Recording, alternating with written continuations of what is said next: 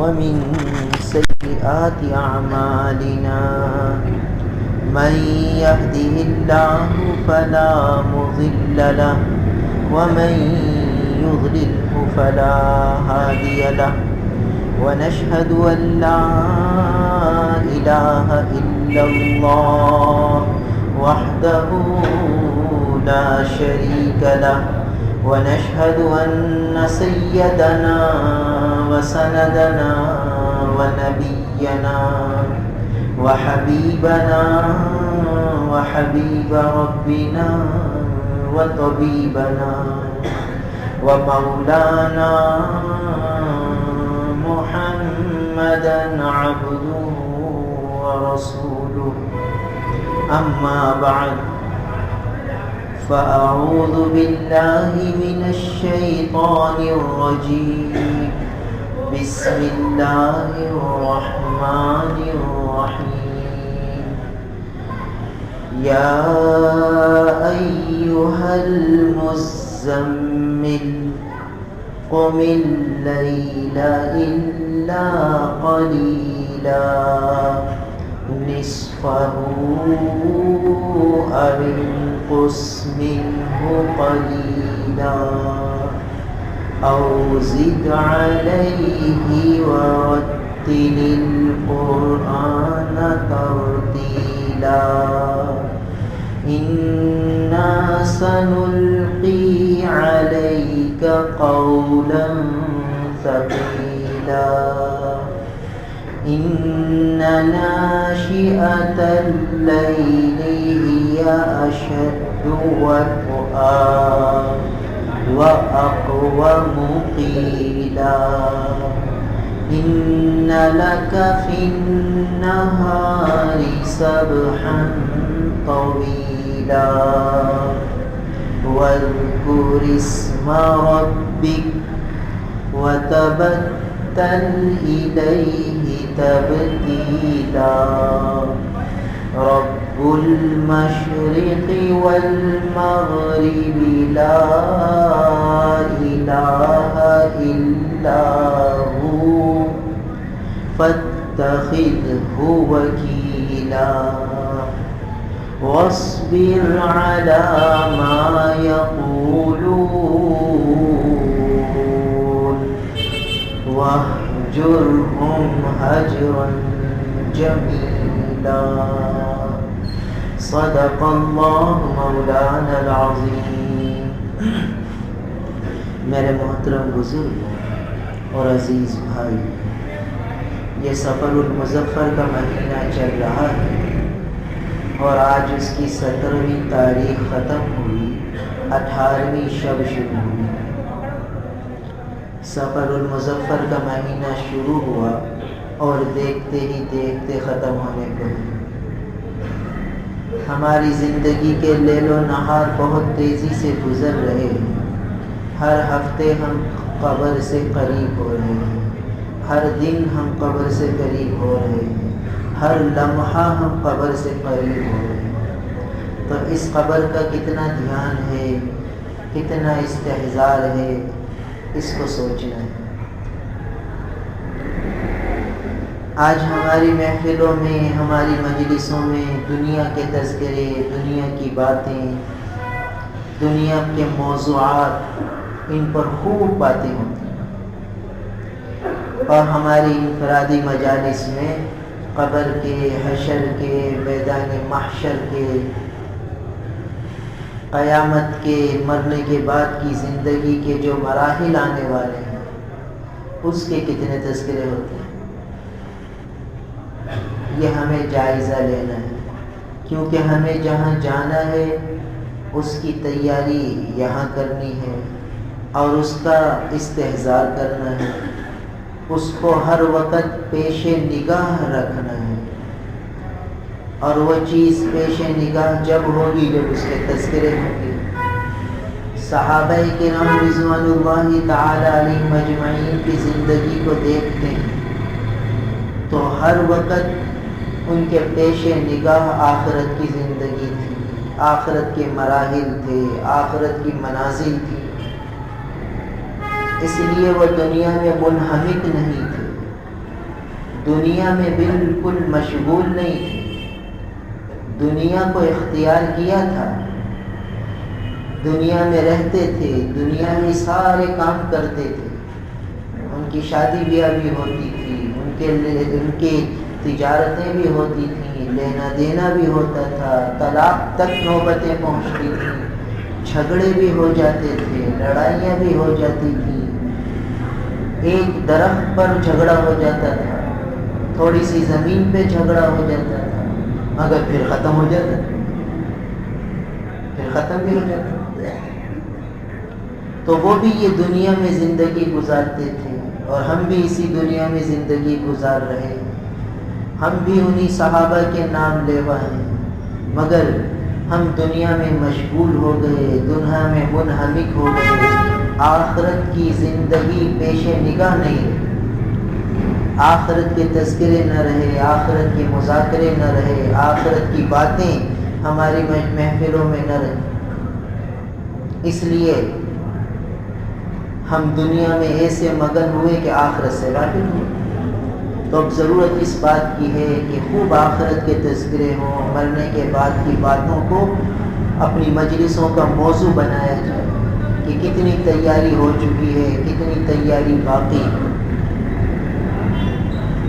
بہرحال سفر المظفر کا جب مہینہ آتا ہے تو بہت سی مستورات، بہت سی خواتین سورہ مزمل کا ختم کرتی ہیں، اور جیسے کہ پچھلے ہفتے بتلایا تھا کہ یہ سوچ کر ختم کرتی ہیں کہ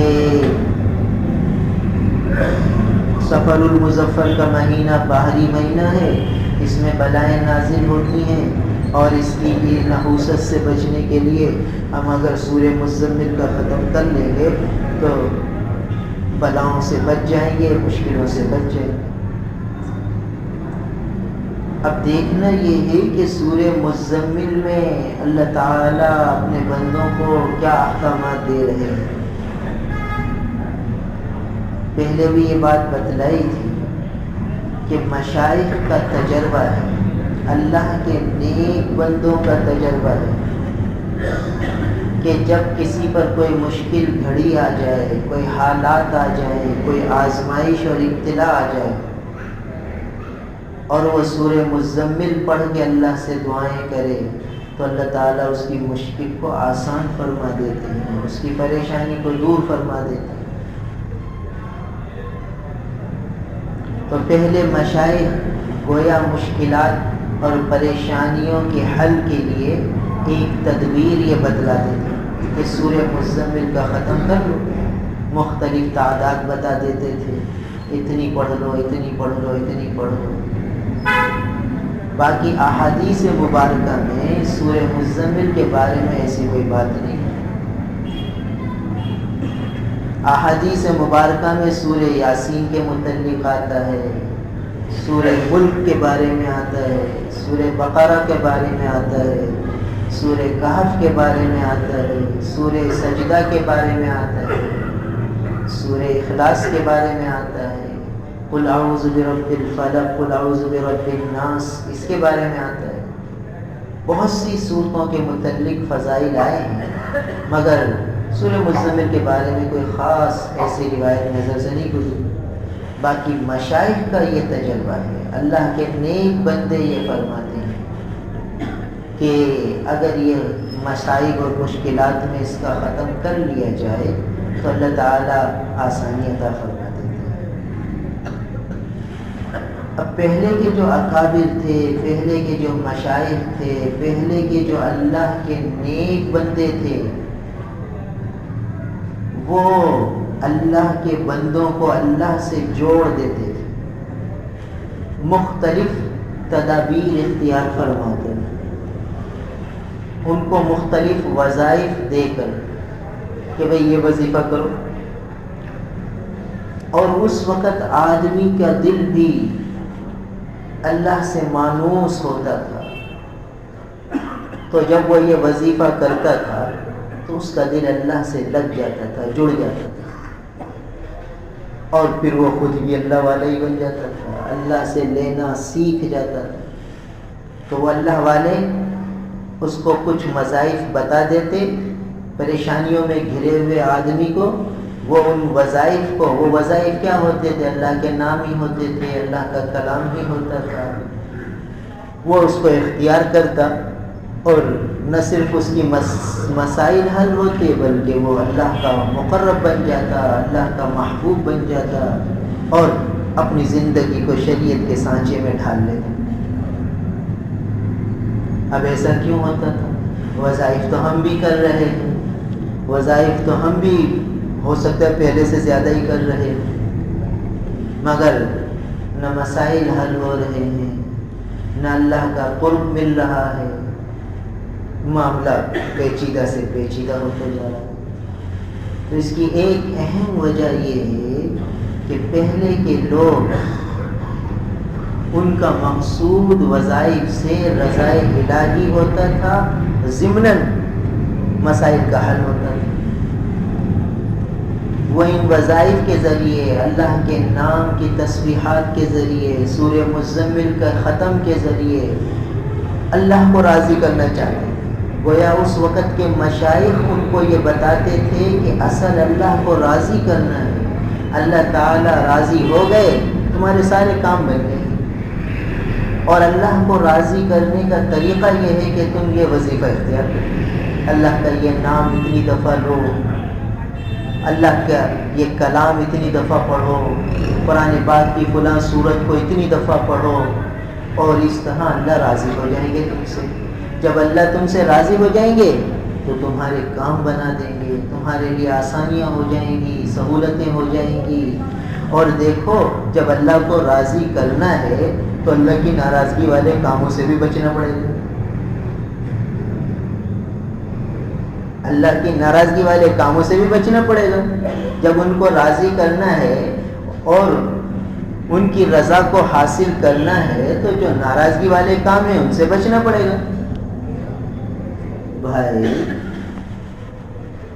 کنویں میں، ٹنکی میں چوہا گر گیا، اب اس کو پاک کرنا ہے تو پہلے چوہا نکالیں گے، پھر سارا پانی نکال کے نیا پانی بھریں گے ٹنکی میں، تو ٹنکی پاک ہو جائے گی۔ اور اگر کوئی دمادم پانی ڈالتا رہے چوہا نہ نکالے، ایک مرتبہ پانی کی ٹنکی خالی کر لی، چوہا وہی موجود ہے، پھر دوبارہ پانی بھر لیا، پھر ناپاک ہو جائے گا۔ پھر ساری ٹنکی خالی کی، چوہا نہیں نکالا، پھر ساری ٹنکی بھر لی، تو بھائی ساری زندگی بھی وہ پانی بھرتا رہے اور ٹنکی خالی کرتا رہے، کبھی پاک نہیں۔ پہلے وہ چوہے کو نکالے، پھر ایک دفعہ ساری ٹنکی صاف کر دے، پانی نکال دے، نیا پانی بھر دے، پاک ہو جائے۔ تو اللہ کو راضی کرنا ہے، تو اللہ کو راضی کرنے کے لیے اللہ کی ناراضگی والے کاموں کو چھوڑنا پڑے گا۔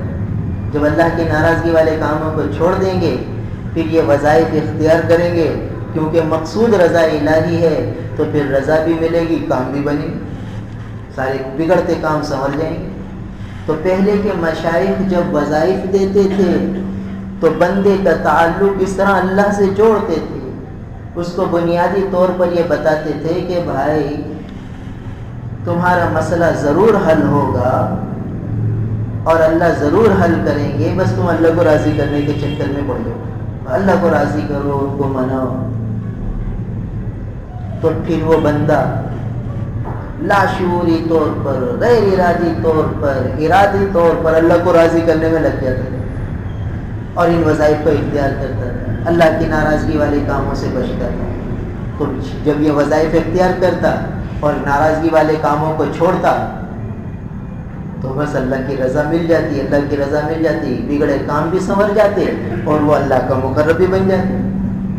تو یہ راز تھا مشائخ کو کے وظائف دینے میں، کس طرح وہ وظائف دے دیتے تھے اور اللہ کے بندوں کو اللہ سے جوڑ دیتے تھے۔ اب ہمارا زمانہ آ گیا، ہمارے زمانے میں اللہ کی رضا دوسرے درجے پر ہو گئی، ضمناً ہو گئی، اور مصائب اور پریشانیوں کا حل یہ مقدم ہو گیا وظائف کے اختیار کرنے سے۔ یار میں کوئی وظائف بتا دو، بھئی یہ وظیفہ کر لو تاکہ میری پریشانی دور ہو جائے، تاکہ میری مشکل دور ہو جائے، میرے ساتھ یہ حالات ہیں، یہ پریشانیاں ہیں، یہ الجھنیں ہیں، کوئی وظیفہ دے دو، اور وظیفہ بتانے والے، کتابیں چھاپنے والے وہ کہتے ہیں کہ ٹھیک ہے یہ وظیفہ اختیار کرو، یہ وظیفہ اختیار کرو تو یہ کام ہو جائے گا، یہ عمل کرو تو یہ حل ہو جائے گا، یوں کرو گے تو یوں ہو جائے گا، اور وہ اللہ کی رضا کا حصول وہ پس منظر میں چلا گیا، وہ بالکل پیچھے چلا گیا، اور ثانوی چیز مقدم ہو گئی اور حقیقی چیز مؤخر ہو گئی،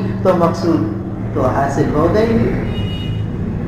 بھائی جب ہم مقصود کو پیچھے کر دیں گے، ثانوی چیز کو مقدم کر دیں گے، تو مقصود حاصل کیسے ہوگا؟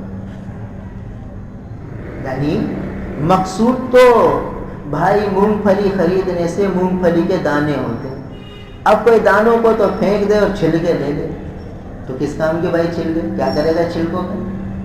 مقصود تو وہ دانے ہیں، تو اب جب مونگ پھلی خریدے گا، پیسے دے گا، اس کو وہ دانے ملیں گے، اب دانوں کو حاصل کرنے کے لیے وہ چھیلے گا مونگ پھلی کو، مشقت اٹھائے گا، مقصود ملے گا۔ تو مونگ پھلی کی خریداری دانوں کے لیے ہوتی ہے، چھلکوں کے لیے نہیں ہوتی، مگر وہ پھر ساتھ میں مقصود حاصل کرتا ہے، چھلکے بھی ملتے ہیں، پھر چھلکوں کو بعض اوقات کسی کام میں بھی لیا جاتا ہے۔ تو مقصود تو رضا الہی ہے، اس کو تو ہم نے چھوڑ دیا، اور یہ جو مصائب، آلام، پریشانیاں جو دنیا میں آتی ہیں، بھائی مومن کے لیے وہ خیر ہے۔ یہ مصائب، یہ پریشانیاں، یہ مشکلات، یہ الجھنیں، یہ مومن کے لیے خیر ہیں، اس لیے کہ یا تو اس کے گناہوں کی معافی ہوتی ہے اور پاک صاف ہو جاتے ہیں، یا اس کے رفع درجات کا سبب ہوتی ہے۔ یہ پریشانیاں، یہ مشکلیں، یہ آسان مسائل، یہ سب اس کی ترقی کے لیے ہیں، یا تو گناہوں سے تزکیہ ہوتا ہے، صفائی ہوتی ہے، یا پھر رفع درجات ہوتے ہیں۔ ایک روایت میں آتا ہے کہ اللہ تعالیٰ بعض بندے کے لیے جنت میں بہت اونچا مقام لکھ دیتے ہیں، تقدیر میں لکھا ہوا ہے کہ یہ آدمی اس مقام کو حاصل کرے گا جنت میں۔ اب وہ کیا کرتا ہے کہ ظاہری طور پر اس کے پاس ایسے اعمال نہیں ہوتے کہ جس کی وجہ سے وہ اس مقام کو حاصل کرے، تو اللہ تعالیٰ اس کو کچھ پریشانیوں میں، کچھ الجھنوں میں، کچھ تکلیفوں میں ڈالتے ہیں، جس پر وہ صبر کرتا ہے، اللہ کی طرف متوجہ ہوتا ہے، پھر اس کا اسکیل بڑھتا ہے، اس کا گریڈ بڑھتا ہے، اور وہ اس مقام کے قابل ہو جاتا ہے جو اس کے لیے جنت میں لکھا ہوتا ہے۔ دیکھیے یہ پریشانی، یہ تکلیف، یہ مصیبت، یہ آزمائش اس کے لیے رفع درجہ کا سبب بنی، اور بعض اوقات اس کے گناہوں کا کفارہ ہو جاتا ہے۔ یہ مسائل، یہ آسام، یہ مشکلات، یہ بیماریاں، یہ تکلیفیں اس کے گناہوں کی تلافی ہو جاتی ہیں۔ بعض بزرگوں سے منقول ہے کہ اللہ تعالیٰ بعض بندوں سے جب پیار فرماتے ہیں تو اور اس کی بیماریاں، اس کی گناہ زیادہ ہوتے ہیں، تو اس کو کچھ تکلیفوں میں مبتلا کر دیتے ہیں تاکہ یہ مرنے سے پہلے پاک صاف ہو جائے، اور پھر موت کا وقت آتا ہے اور ان پریشانیوں، بیماریوں، تکلیفوں کی وجہ سے اس کے گناہ دھل چکے ہوتے ہیں، تو قبر میں جاتے کے ساتھ ہی راحت شروع ہو جاتی ہے، کیونکہ اللہ اس سے محبت فرماتی تھی، اللہ اسے اپنا بنانا چاہتی تھی، اور موت آ گئی، گناہ دھلے نہیں، کچھ باقی مسائل، پریشانیاں آئیں، مگر کچھ گناہ پھر بھی رہ گئے۔ اب اسے کچھ عذاب قبر دیا جاتا ہے، عذاب قبر کے بعد وہ سارے گناہ دھل جاتے ہیں، جیسے ہی حشر شروع ہوتا ہے بس اس کے مزے شروع ہو جاتے ہیں، قیامت، اور پھر اس کے بعد کی منزلیں اس کے لیے آسان ہو جاتی ہیں۔ تو دیکھیے یہ تکلیفیں، یہ الجھنیں، یہ پریشانیاں یہ مومن کے لیے خیر ہیں۔ لہٰذا بعض روایت میں آتا ہے کہ جب بندہ دیکھے گا کہ مجھے اللہ تعالیٰ اس کو انعامات دے گے کہ یہ کس انعام، یہ انعام مجھے کس وجہ سے ملا، تو اسے بتلایا جائے گا کہ تو نے فلاں دعا مانگی تھی نا اور وہ قبول نہیں ہوئی، تو خوب مانگتا رہا، وہ قبول نہیں ہوئی، مگر ہم نے اسے محفوظ کر رکھا تھا، اس دعا کے عوض آج یہ تجھے مقام دے رہے ہیں، یہ نعمت، یہ دولت تجھے دے رہے ہیں۔ کہے گا اچھا، اور فلاں مقام مجھے کیوں ملا؟ فرمایا وہ فلاں وقت تو وہ دعا مانگ رہا تھا کہ وہ چیز تجھے مل جائے، وہ چیز تجھے مل جائے، اور پھر نہیں ملی تجھے، تو نے خوب مانگا پھر بھی نہیں ملی، مگر وہ تجھے تیرا مانگنا ہمیں پسند آیا، وہ ہم نے وہ محفوظ کر لیا، تیری وہ طلب، تیری وہ تڑپ، تیرا وہ جذبہ ہمارے پاس محفوظ تھا، اس کے بعد ہم نے جنت کی یہ نعمت تجھے دے دی۔ تو اس پر وہ بندہ کہے گا کہ کاش دنیا میں میری کوئی دعا قبول ہی نہ ہوتی، تاکہ ساری دعاؤں کا آج میں یہاں اجر دے دوں۔ تو مومن کے لیے مسائل، پریشانیاں، آلام، مشکلیں، مشکلات، یہ سب تو اس کے لیے خیر ہے۔ تو پہلے کے جو مشائخ اور اولیاء اللہ ہوتے تھے وہ بندے کا تعلق اللہ سے جوڑ دیتے تھے، وہ اس کو بتاتے تھے کہ بھئی اصل مسائل کا حل اللہ کی رضا میں ہے، تم اللہ کو راضی کر لو تو تمہارے سارے کام بن جائیں گے۔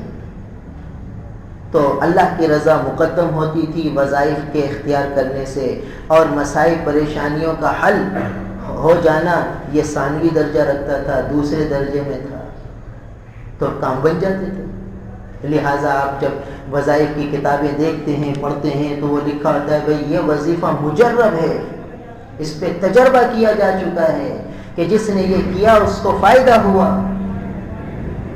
اب چونکہ ہمارے سامنے بس وہ ظاہری فائدہ ہے، ثانوی چیز ہے، وہ اللہ کی رضا کا حصول وہ محو ہو گیا، وہ نگاہوں سے اوجھل ہو گیا، اس کو ہم نے بالکل پرے ڈال دیا، اور اللہ کی ناراضگی والے کاموں سے بچنا یہ بھی چھوڑ دیا، بس مسلسل وظیفوں میں لگے۔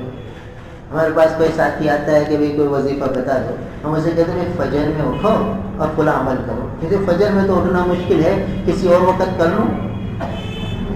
دیکھیے فجر کی نماز فرض ہے، فرض کی اس کو چاہت نہیں ہے کہ میں فرض کو پورا کروں، اور ایک نماز کو قضا کر دینا اللہ تعالیٰ کے نزدیک اللہ کو کتنا ناراض کرتا ہے یہ معلوم ہے، کہ ایسا ہے جیسے اس آدمی کے مال اولاد سب ہلاک ہو گئے، کچھ بھی نہ رہا، ایسے اتنا بڑا نقصان جس آدمی کا ہو، اتنے اللہ اس سے ناراض ہو جاتا ہے، اور قبر میں کیسا اصلا مسلط ہوگا جو اس کو ڈستا رہے گا فجر کی قضا کرنے کی وجہ سے ظہر تک، ظہر کی قضا کرنے کی وجہ سے عصر تک۔ بتائیے کتنا سخت اللہ کی ناراضگی ہے۔ تو اس ناراضگی کو دور کرنے کے لیے تیار نہیں ہے، کہتے وظیفہ کسی اور وقت کر لوں، یعنی اس کا مقصد وظیفے سے میری پریشانی دور ہو، اللہ راضی ہو نہ ہو یہ مجھے پتہ بھی نہیں، نہ میرے حاشیہ خیال میں ہے کہ مجھے اللہ کو بھی راضی کرنا ہے، یعنی یہ چیز اللہ معاف فرمائے عمومی طور پر نہیں، الا ماشاء اللہ۔ تو پھر جن کا مقصود رضا الہی ہوتا ہے پھر ان کے وظیفے میں جان آ جاتی ہے۔ وظیفے میں جان جو آتی ہے، یہ جو وظائف ہیں یہ سب تو وہاں تک پہنچنے کا ایک ذریعہ ہے۔ بھائی ریل کی پٹڑی ہے، لاہور کی طرف جا رہی ہے، تو اگر انجن کو لاہور کے رخ پہ چلائیں گے تو لاہور کی طرف جائے گا، انجن کو کراچی کے رخ کی طرف چلائیں گے تو کراچی کی طرف جائے گا۔ انجن تو انجن ہے، اسے جس رخ پہ چلاؤ۔ تو یہ وظائف ہیں، ان کو اگر اللہ کی رضا کے لیے چلائیں گے تو مقصود حاصل ہو جائے گا، اور اگر اللہ کی رضا کے حصول کے لیے نہیں ہوگا، بس دنیاوی اغراض کے لیے ہوگا، تو پھر آدمی مقصود تک پہنچ بھی جائے نہ بھی پہنچے، دونوں حال ہوتے ہیں۔ بعض کہتے ہیں ہم نے فلاں وظیفہ کیا بڑا فائدہ ہوا، بھائی نہ نماز نہ روزہ نہ کوئی اور چیز ہے، کہتے ہیں فلاں کام کیا الحمدللہ بڑا فائدہ ہو گیا، تو بعض اوقات ہو بھی جاتے ہیں، بس وہ تو اللہ کی طرف سے ہے۔ اور دیکھو بھائی کام کا بن جانا کوئی رضا کی دلیل نہیں ہے، کام کا بن جانا اللہ کی رضا کی دلیل نہیں ہے۔ یہ تو آپ دیکھ رہے ہیں کہ کافروں کو اللہ کتنا دے رہے ہیں، ساری دنیا میں غلبہ ہے کفار کا، کیسی کیسی ترقیاں ہیں، کیسی کیسی وہ جو ہے اونچی اڑان پر پہنچے ہوئے ہیں، ساری دنیا پہ چھائے ہوئے ہیں، تو کوئی اللہ کے حکم کے بغیر تھوڑی چھا سکتے ہیں۔ اللہ تعالیٰ نے تو کافروں کو بھی دے رکھا ہے اتنا سارا، تو یہ کوئی رضا کی دلیل تھوڑی۔ تو اگر اللہ کی احکامات کو پامال کر کے کوئی وظیفہ کر کے کامیابی مل بھی گئی تو وہ اور پکڑ کا ذریعہ ہوگی اور آخرت میں وبال جان ہوگی۔ تو بہرحال بات یہاں سے چلی کہ بعض مشائخ مسائل کے حل کے لیے مختلف تعداد میں سورہ مزمل کے ختم کرنے کو فرماتے ہیں۔ تو اس بات کو لے کر مستورات نے یہ سوچا کہ سفر کے مہینے میں بھی مسائل ہوتے ہیں، لہٰذا یہ سورہ مزمل کا ختم کر لوں۔ تو پچھلے ہفتے عرض کیا تھا کہ اس غلط عقیدے کے ساتھ، اس غلط سوچ کے ساتھ تو کرنا جائز ہی نہیں ہے۔ ویسے اگر کوئی روز سورہ مزمل پڑھ لے تو اچھی بات ہے، خیر کی بات ہے۔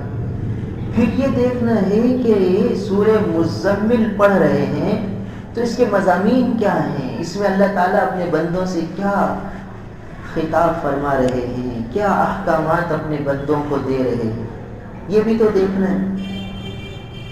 کہ اگر کوئی سورت پڑھنے کو بتلائی تو پہلے زمانے میں یہ بھی تھا کہ مشائخ کسی سمجھدار آدمی کو وظیفہ دیتے تھے تو وہ کچھ قرآن کے معنی کو بھی سمجھتا تھا، تو وہ کچھ معنی پڑھتا تو اس میں احکامات نظر آتے، پھر وہ ان احکامات کو پورا کرتا، اس کے مسائل حل ہونے لگ جاتے۔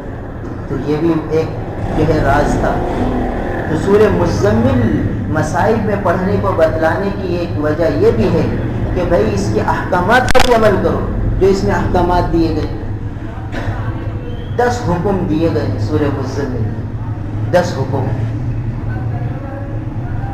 اور یہ ابتدائی زمانے کی صورت ہے، ابتدائی زمانے یعنی فترت وحی۔ سب سے پہلے اللہ کے محبوب نبی کریم صلی اللہ علیہ وسلم کو غار حرا میں اقرأ بسم ربک الذی خلق، یہ 5 آیتیں سورہ علق کی نازل ہوئی۔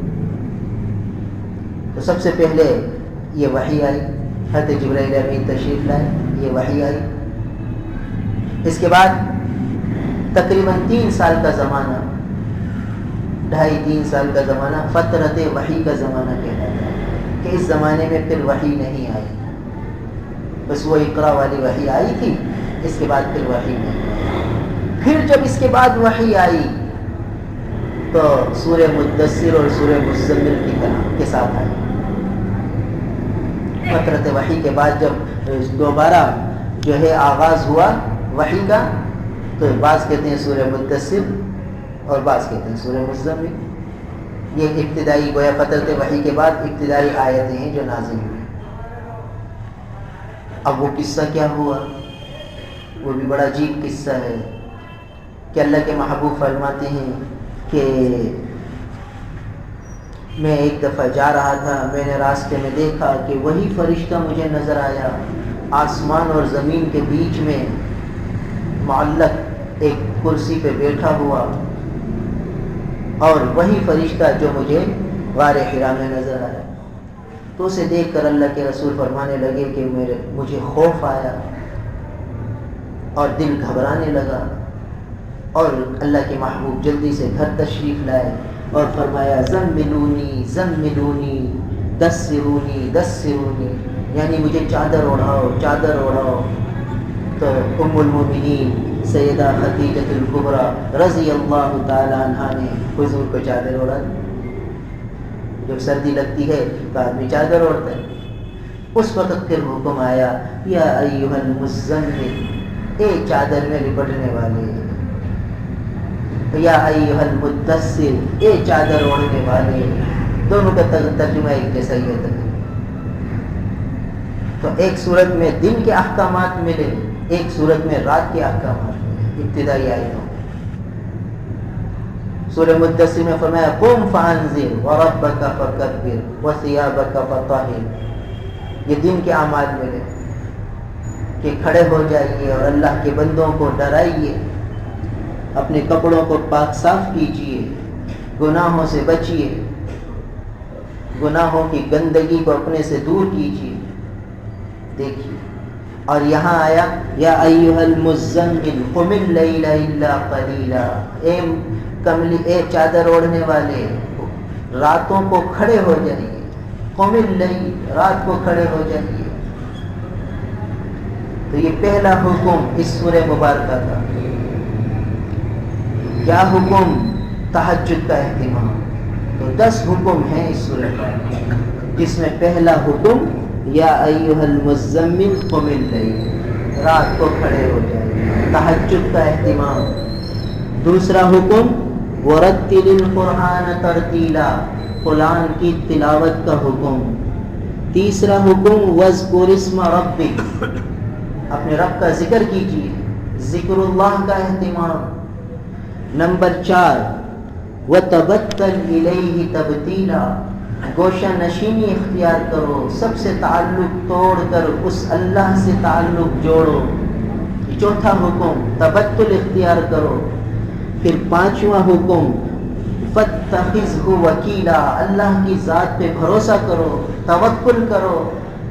پھر 6واں حکم واصبر علی ما یقولون، صبر کرو لوگوں کی باتوں پر۔ پھر 7واں حکم وَاہْجُرْهُمْ هَجْرًا جَمِيلًا، ان کو اگر ان سے قطع تعلق کرو تو جمیل طریقے سے قطع تعلق کرو، ہجران جمیل کرو۔ یہ 7 حکم۔ پھر آگے جا کے فرمایا 8واں حکم وَأَقِيمُوا الصَّلَاةَ، نماز کو قائم کرو، وَآتُوا الزَّكَاةَ، زکوٰۃ ادا کرو۔ اور پھر آخر میں فرمایا وَاسْتَغْفِرُوا اللَّهَ، استغفار کرو، اللہ سے معافی طلب کرو۔ دیکھیے 10 حکم اس صورت میں آئے۔ اب ہم کتنے، اب یہ ابتدا میں آئی گئی صورت، یہ سورہ مبارکہ ابتدا میں نازل ہوئی۔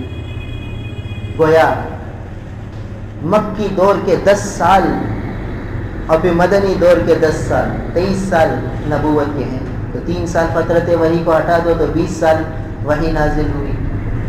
تو گویا کہ یہ 20 سال تک ان آیتوں پر عمل چلتا رہا صحابہ کا، ابتدا سے چلا ہے عمل، آخر تک ان آیتوں پر صحابہ عمل کرتے رہے۔ ان 10 احکامات پر عمل کرنے سے صحابہ کہاں تک پہنچ گئے، دیکھیں کتنا اللہ کے مقرب بنے، کتنے اللہ کے محبوب بنے، کہ اللہ نے فرمایا کہ آمنوا بمثل ما آمن الناس، جیسے صحابہ ایمان لائے ایسا ایمان لاؤ۔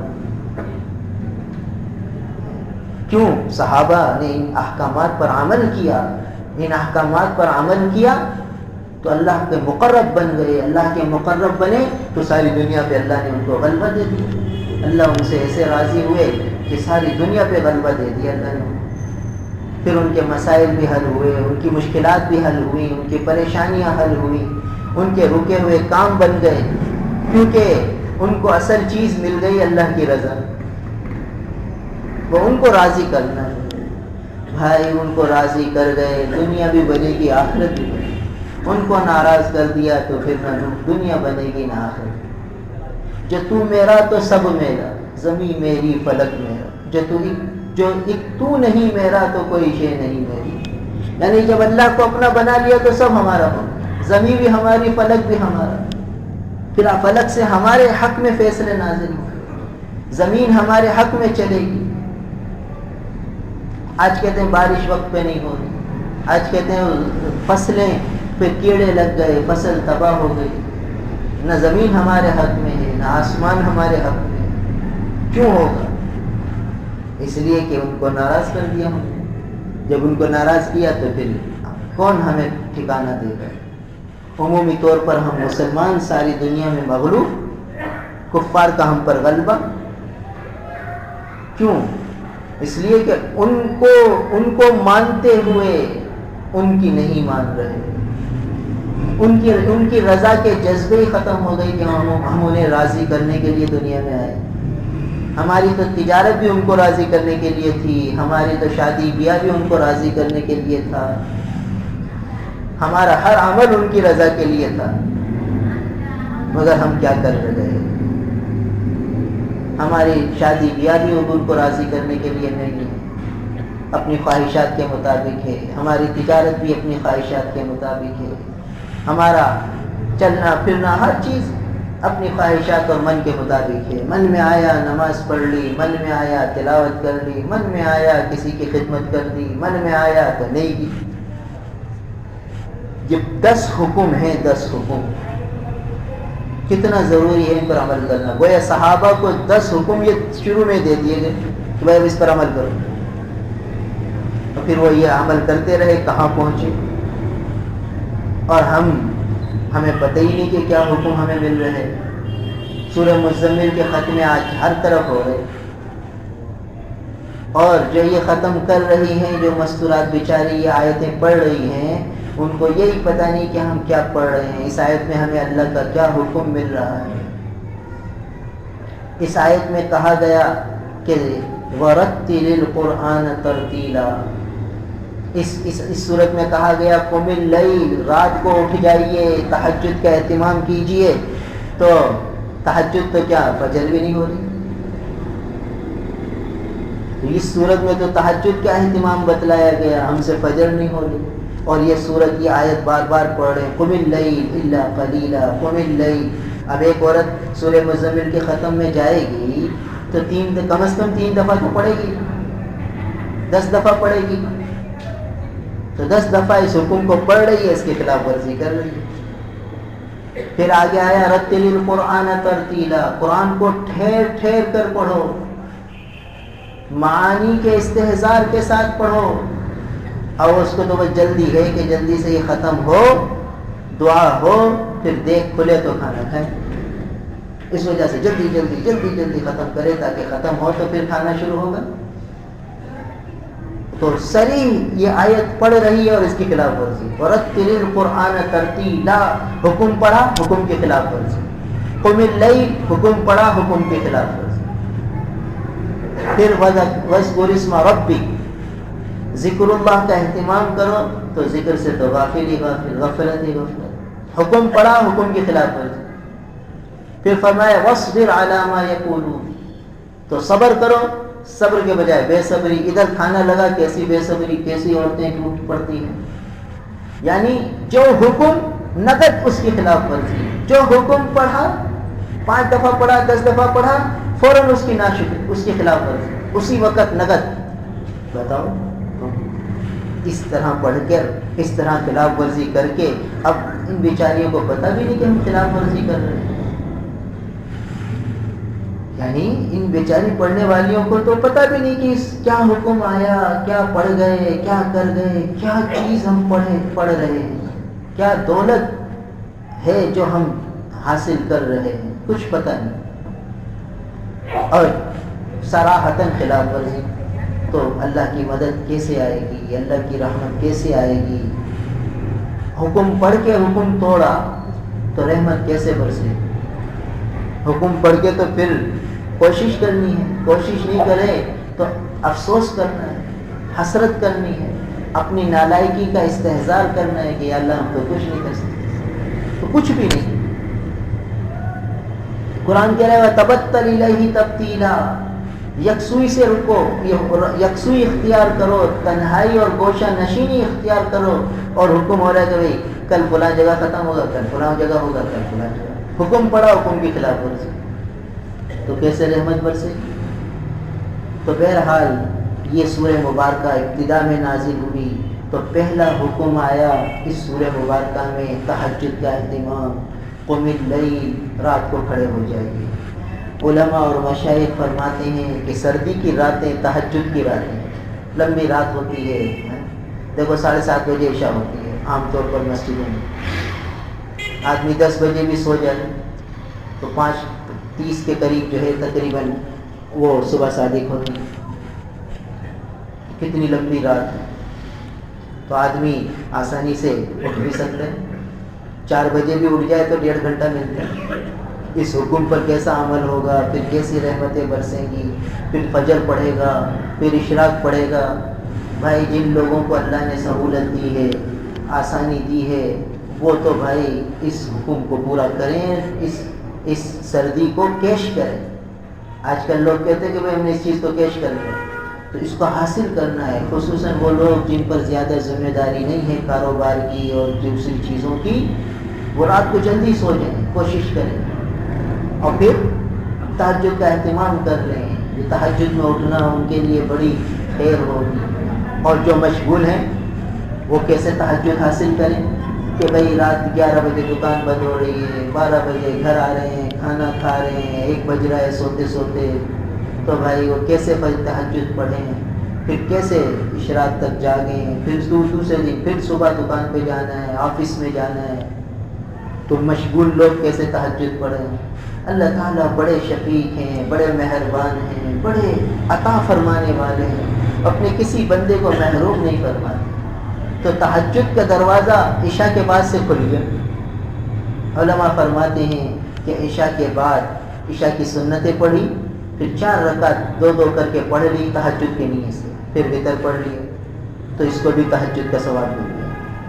یعنی جو مشغول لوگ ہیں اور رات کے آخری پہر میں نہیں اٹھ سکتے، تو ان کے لیے بھی تہجد کا دروازہ کھلا ہوا ہے، وہ بھی تہجد گزار لوگوں کی فہرست میں آ سکتے ہیں۔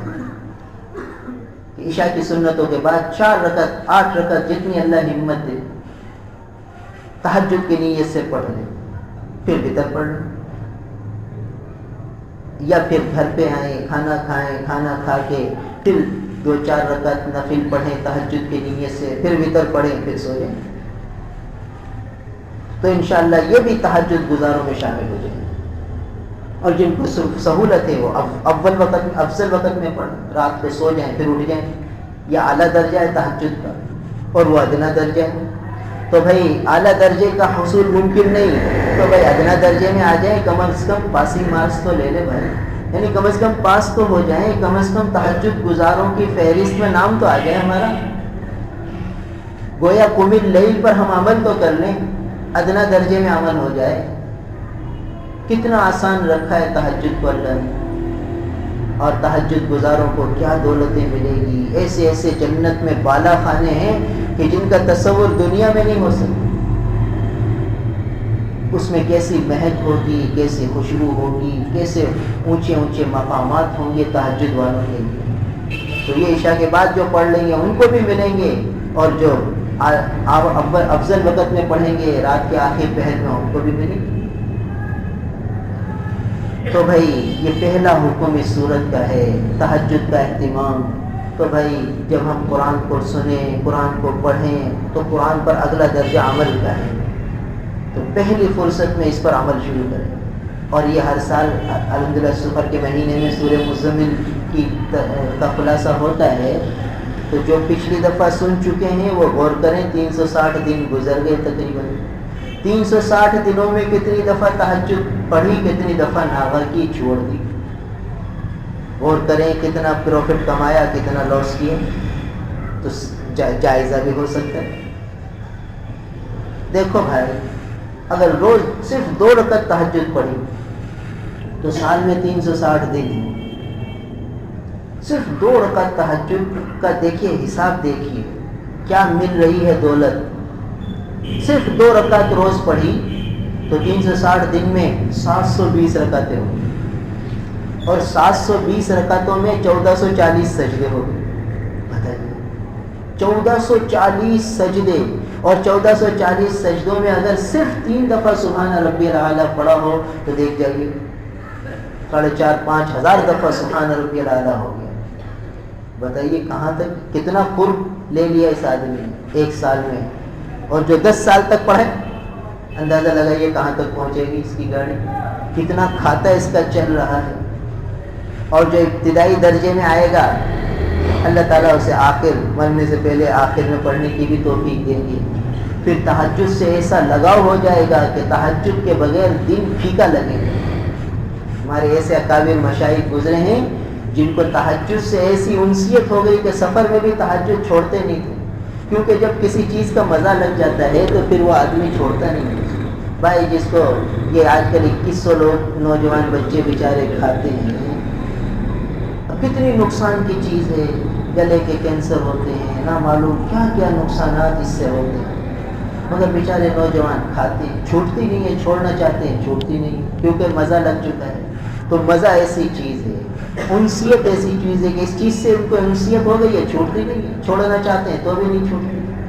10-10 15-15 پوڑیاں دن بھر میں بیچارے کھا لیتے ہیں۔ پیسے کا زیاں، صحت کا زیاں اور کراہت۔ یہ کھانا مکروہ ہے، جو چیز صحت کو نقصان دے، صحت کی حفاظت فرض ہے، اپنی صحت کی حفاظت کرنا فرض ہے، یہ اللہ کی نعمت ہے جو صحت اللہ نے دے رکھی ہے، اس کو اپنے ہاتھوں سے ضائع کرنا،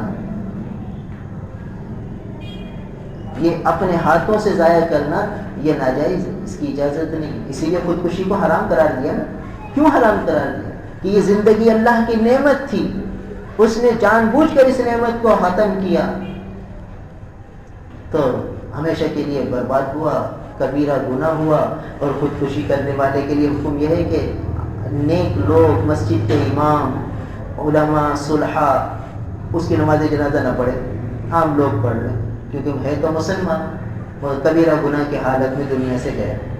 تو حرام قرار دیا خودکشی کو۔ کیوں حرام قرار دیا؟ کہ اس نے اللہ کی ایک نعمت جو زندگی کی نعمت تھی اس کو اس نے ختم کیا۔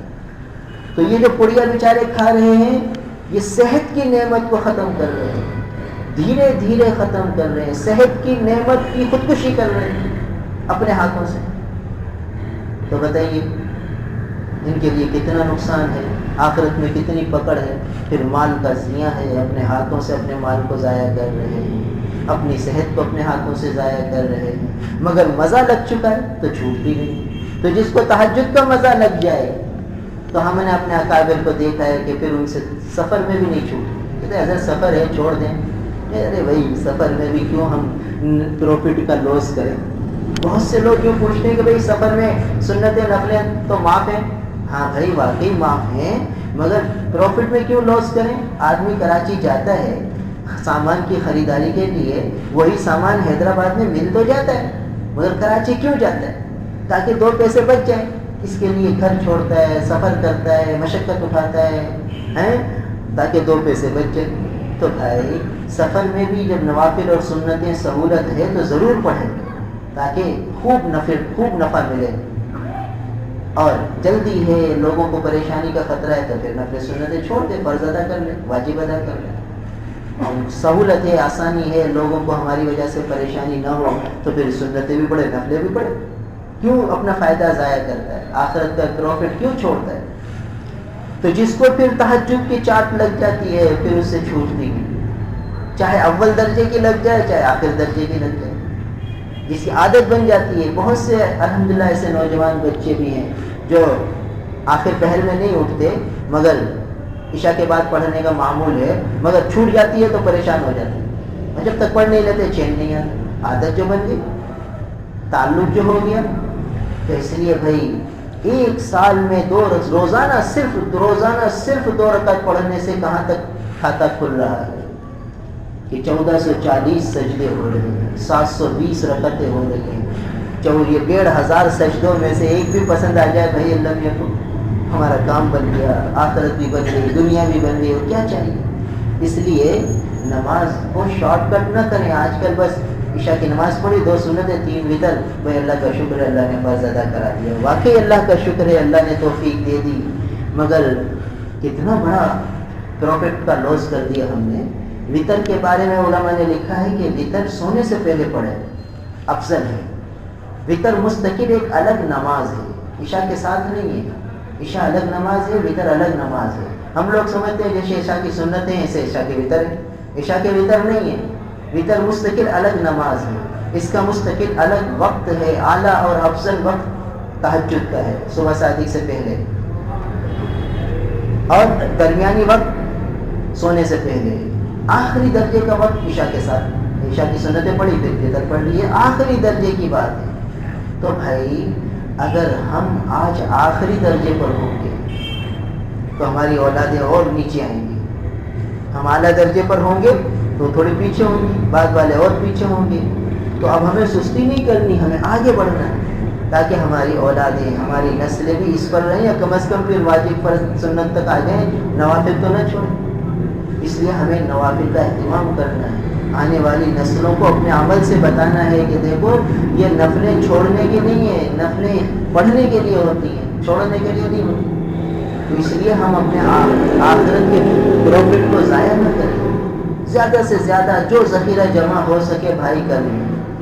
ہم ذخیرہ جمع کرنے کے لیے تو آئے ہیں، یہ جو زندگی ملی ہے آخرت کی تیاری کے لیے، آخرت کے بینک بیلنس بڑھانے کے لیے ملی ہے، تو روزانہ یہ 2 رکعت سال بھر میں کتنی ہو رہی ہیں، کتنے سجدے بن رہے ہیں، کتنے سبحان ربی الاعلیٰ بن رہے ہیں، یہ حساب لگانا چاہیے۔ اس حساب کی طرف ہمارا نہ خیال جاتا ہے، نہ دھیان جاتا ہے، نہ طبیعت چلتی ہے۔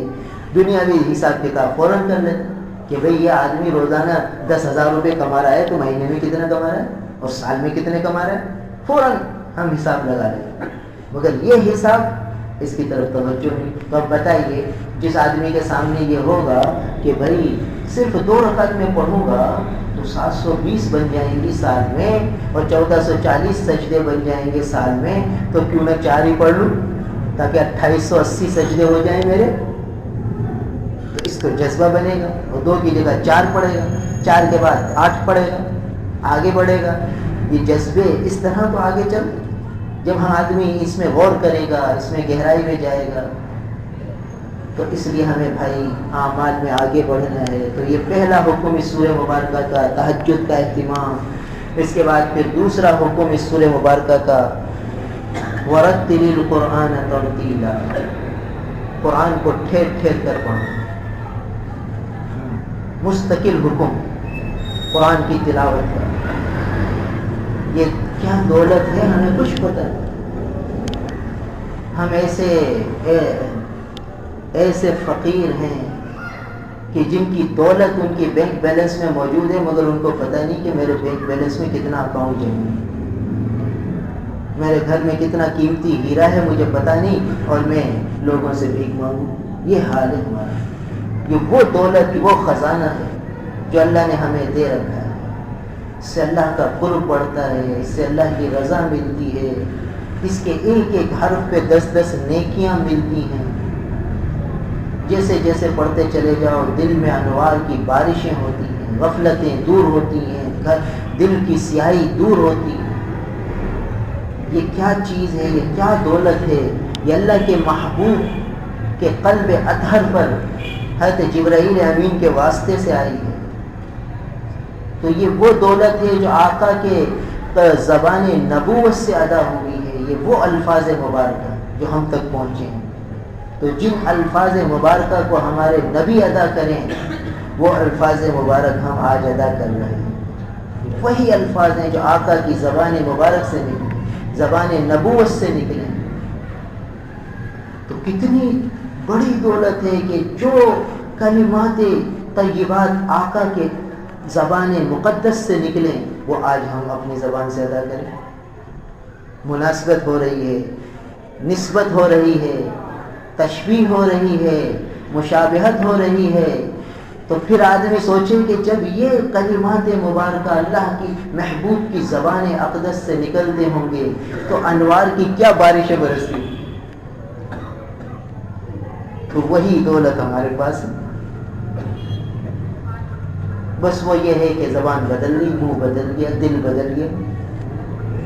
تو اس لیے وہ ان کے بدلنے سے بھائی ایک ٹارچ ہے، وہ ہے وہ ہے جاپان کی اور جرمن کی، اس میں آپ نے سیل ڈالے جاپان کے اور جرمن کے، اس کی روشنی کتنی تیز ہوگی۔ اور ایک ٹارچ ہے چائنا کی، اس میں بھی آپ نے وہی جرمن جاپان کے سیل لگا دیے اوریجنل، اور دونوں کی روشنی دیکھ لو، آپ کو واضح فرق نظر آئے گا کہ جو جرمن کی بنی ہوئی ٹارچ ہے اس کی روشنی تیز ہوگی، جو چائنا کی بنی ہوئی ہے اس کے مقابلے میں کم۔ تو زبان مقدس سے جو کلمات قرآن ادا ہوئے ہیں اس کی روشنی اور ہوگی، ہیں وہی کلمات، اور آج وہی کلمات ہماری زبان سے ادا ہو رہے ہیں، گناہوں سے بھری ہوئی، سیاہی میں ملی ہوئی۔ ہم تو اس قابل میں نہیں تھے کہ اس پاک کلام کو پڑھ سکیں، یہ اللہ نے ستاری فرما دی کہ حکم دے دیا کہ پڑھو۔ ہم قابل تھوڑی کہ یہ کلام الہی کو پڑھ سکیں، اپنی زبان سے ادا کر سکیں، گویا یہ بھی ایک قسم کی بے ادبی ہے۔ زبان ہماری پاک کہاں ہے کہ ہم اس پاک کلام کو ادا کریں؟ مگر یہ ایسا پاک کلام ہے کہ اس کی پاکی اتنی زیادہ ہے کہ ناپاکی کو بھی پاک کر دیتی، ساری ناپاکی ختم کر دیتی۔ جاری پانی جب چلتا ہے تو ساری نجاستوں کو دھو دیتا ہے، سمندر میں ساری غلاظت گرتی ہے، ایک دھار آتی ہے سمندر کی، ایک رو آتی ہے، ساری نجاست کو پاک کر دیتی ہے، پھر سارا پانی پاک ہے۔ تو یہ ایسا پاک کلام ہے کہ ہماری زبانوں کو بھی پاک کر دے گا، ہمارے دل کو بھی پاک کر دے گا، ہماری نگاہوں کو بھی پاک کر دے گا۔ ایسا پاک کلام ہے، زبان مقدس سے نکلا ہے، تو اس کی اہمیت ہمارے دل میں ہو۔ اس کو چومنا بھی ثواب ہے، اس کو پکڑنا بھی ثواب ہے، اس کو دیکھنا بھی ثواب ہے۔ اللہ کو یہ اتنی پیاری ہے کہ اللہ کا بندہ اس کو صرف دیکھ لے، صرف دیکھ لے۔ ایک صحابی قرآن کو اٹھاتے تھے اور فرماتے تھے ھذا کلام ربی، ھذا کلام ربی، اور چومتے تھے اور سینے سے لگاتے تھے اور آنکھوں سے آنسو جاتے، ھذا کلام ربی، یہ میرے رب کا کلام ہے، میرے رب کا کلام ہے۔ کیا عظمت تھی ان کے دل میں قرآن کی۔ آج ہمیں پتہ ہی نہیں کہ یہ کیا دولت ہے جو اللہ نے ہمیں دی ہے، کچھ پتہ نہیں۔ لہٰذا بھائی اس کا دھیان رکھنا ہے۔ وَرَتِّلِ الْقُرْآنَ تَرْتِیلًا، یہ مستقل ایک دوسرا حکم دیا گیا ہے قرآن کی تلاوت کا۔ قرآن کی تلاوت کا اہتمام اپنی اولادوں میں بھی کرنا ہے، ان کو بھی پابند بنانا ہے تلاوت کا۔ آج مسلمانوں میں تلاوت ختم ہو گئی، باطل